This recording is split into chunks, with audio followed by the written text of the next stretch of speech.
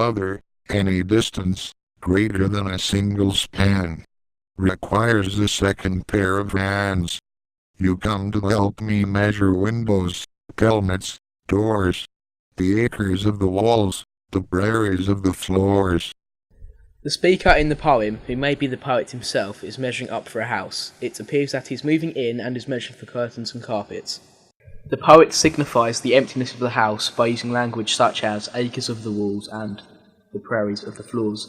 Prairies are large open spaces and acres are large measurements of area. His mother has come to help him, as he needs a second pair of hands to measure distances greater than the span of 2 arms.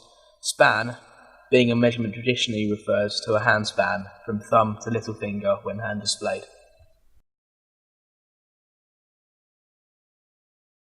You, at the zero end, me with the spool of tape, recording length, reporting meters, centimeters, back to base, then leaving up the stairs, the line still feeding out, unreeling years between us.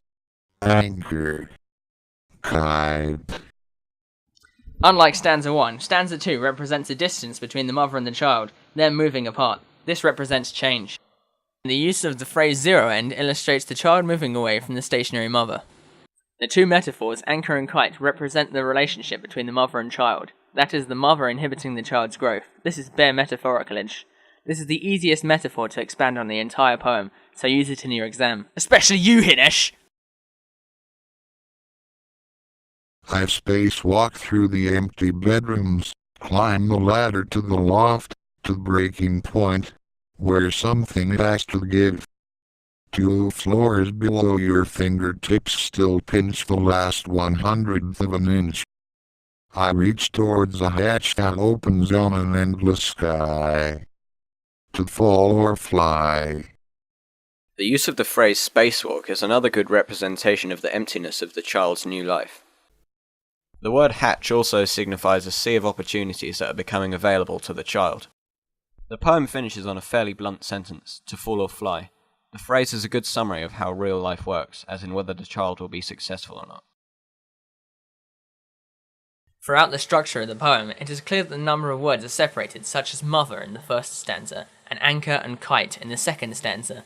This separation represents the separation in the relationship between the mother and the child. Throughout the poem, measurements are also used to further establish the separation of the mother and child. The measurements also get smaller and smaller as the poem progresses. This also ties in with the amount of string of the kite that the mother still has.